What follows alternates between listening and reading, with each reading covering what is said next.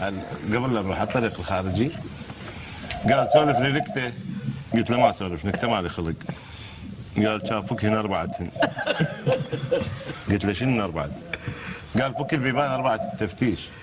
نزلنا انا وياسر هي بالسياره يا بابين. قال وين ذني التنين؟